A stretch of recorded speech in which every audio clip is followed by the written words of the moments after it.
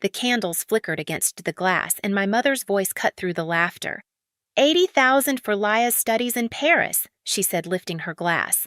Forks paused. The room hummed with approval. Then I asked quietly, "What about me?"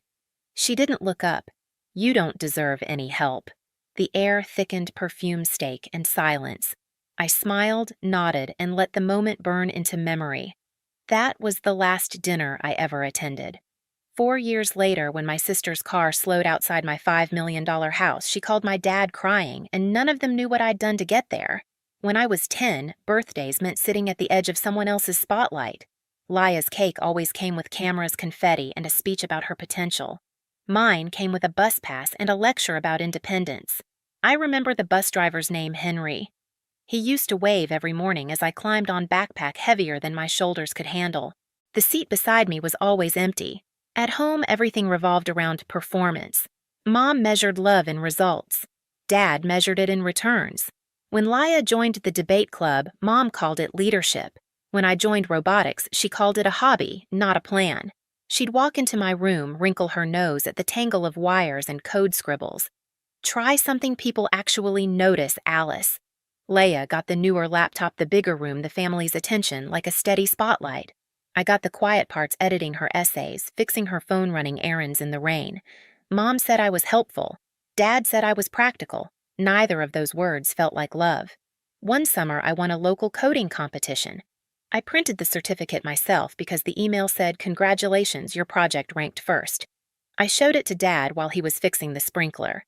He squinted at it, nodded once, and said, "Well, that's a start." Mom never asked what the project was. Laya posted about her Paris exchange interview that same night, and the comments filled our family group chat until my phone died from the notifications. None of them were for me. Dinner conversations always circled back to her. Laya's professors, Laya's grades, Laya's charm. If I spoke, Mom interrupted with, "That reminds me, Laya had the same idea last week, so I learned to let silence do the talking. It hurt less than trying." By high school, I'd built a small app that tracked bus routes for students without cars. The local paper called it a clever idea. Mom called it time you could have spent networking. She clipped the article, but only because my last name was printed under the title.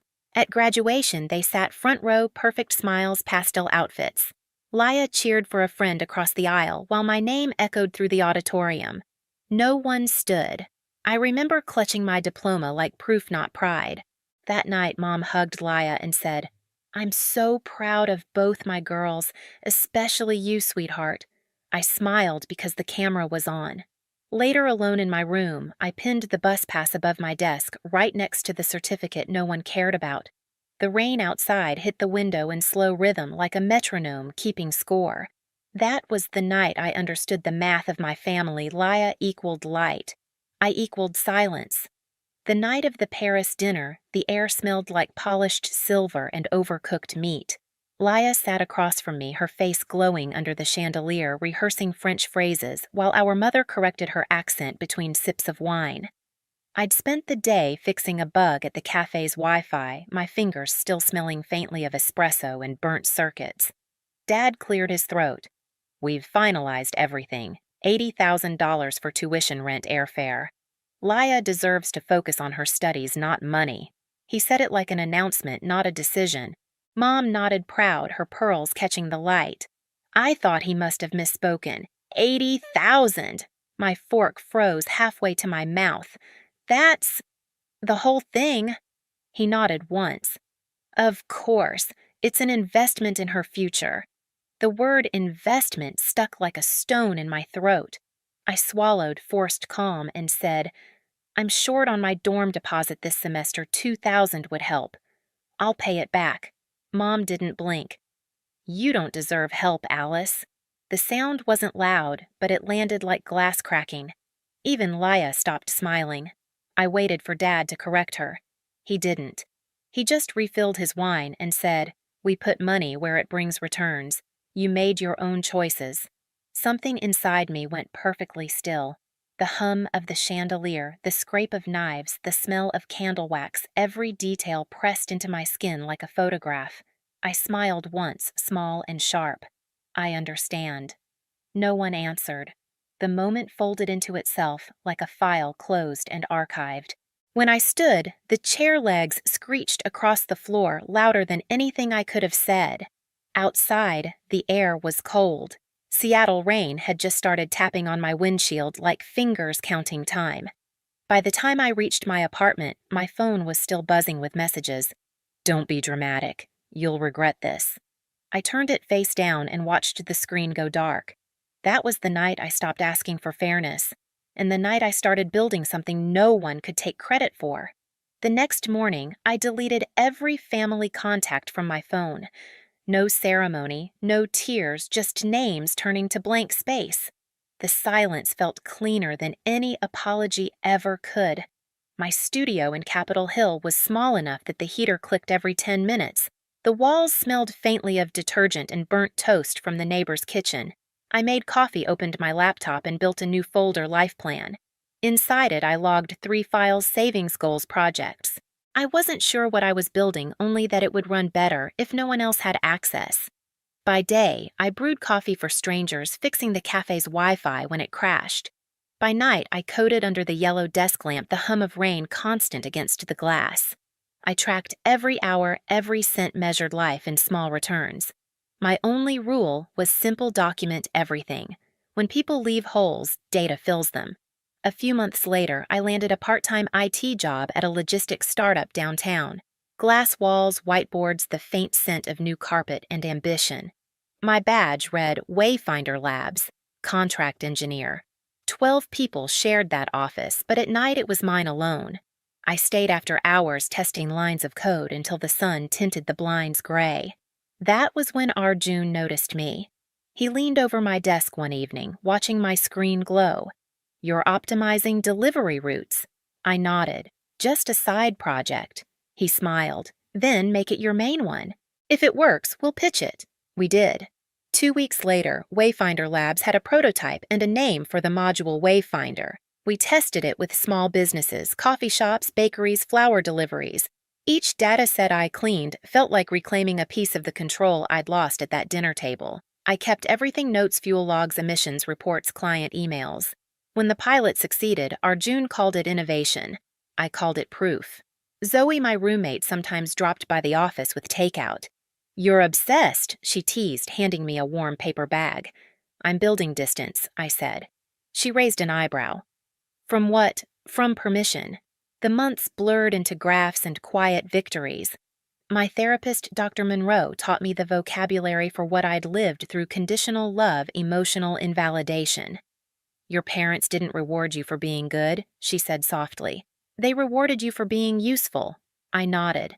"Then I'll make usefulness my own."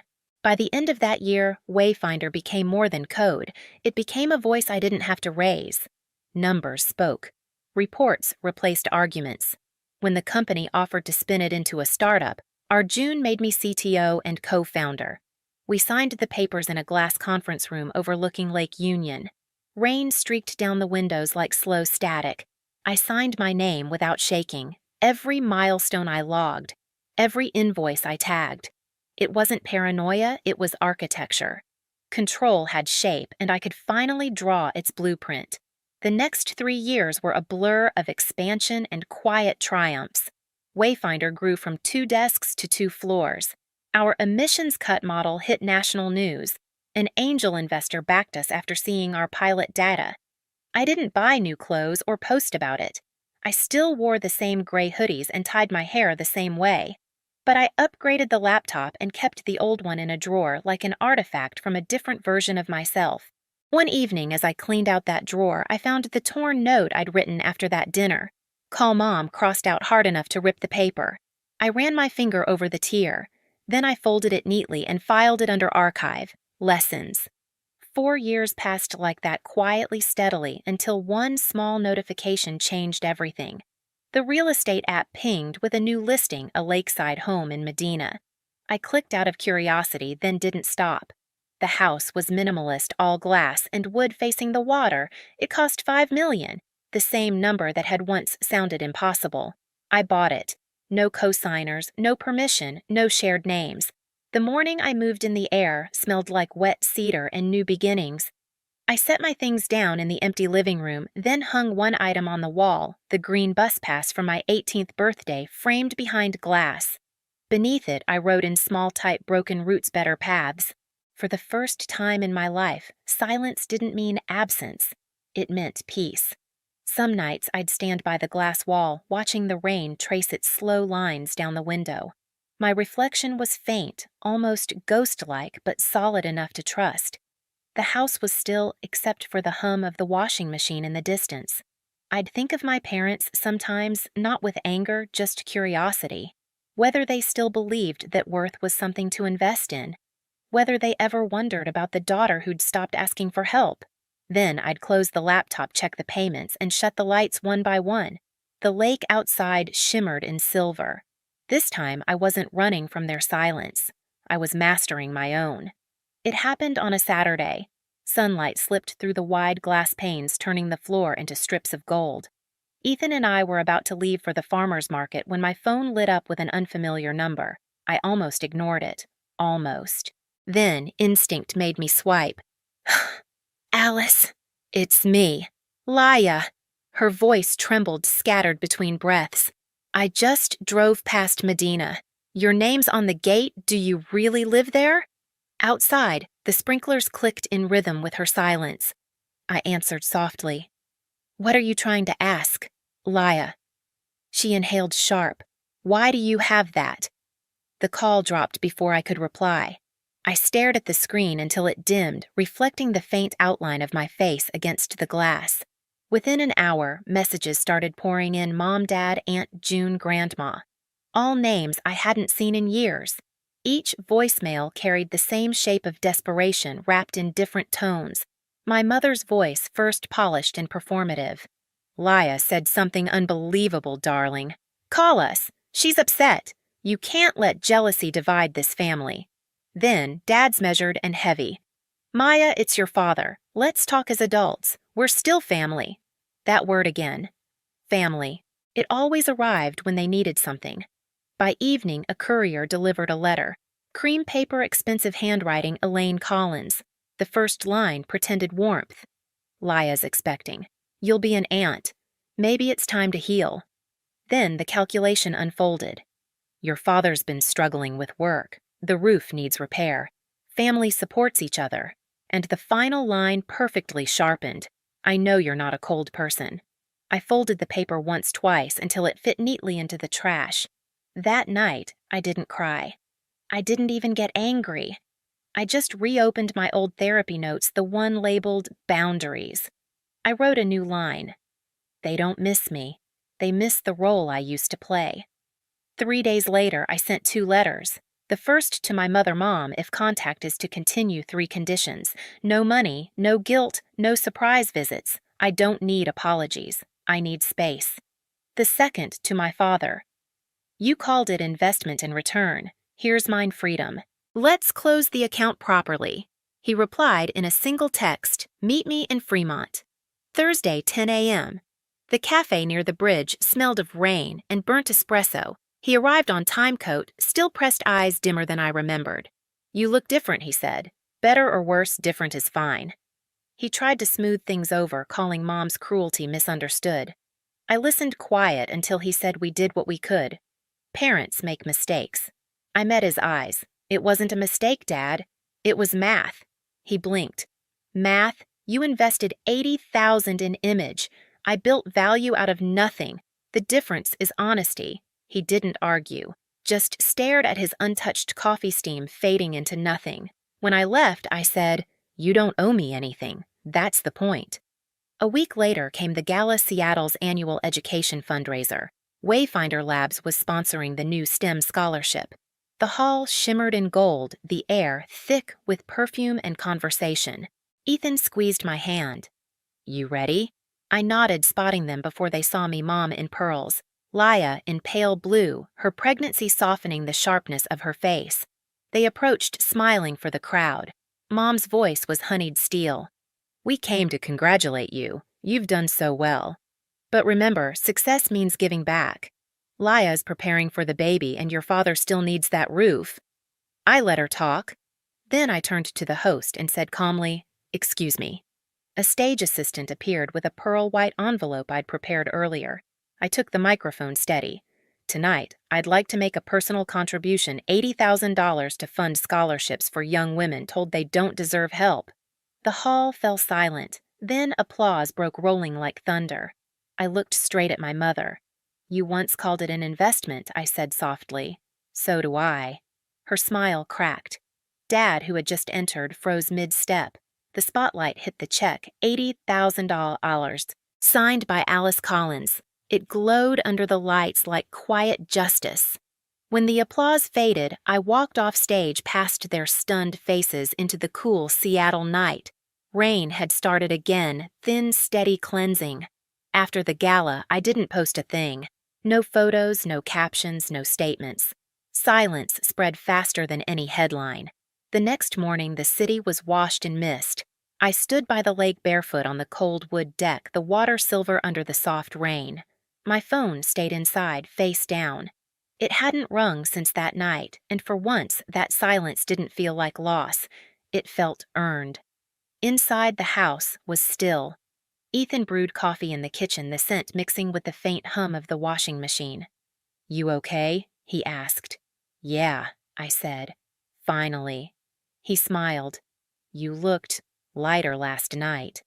I wasn't lighter, I said. Just finished. Later, when he left for work, I walked into my office. The glass framed the lake like a slow-moving screen. My desk was clean, only my laptop, a mug half full of cold coffee, and the small glass frame on the wall. Inside it, the green bus pass. The one they once said meant responsibility. Now it meant freedom. I opened my journal, the one from therapy, and wrote the final entry. They taught me that love has to be earned. I learned that peace doesn't. Outside, a heron crossed the water. I watched it disappear into the fog wings, beating slow and sure.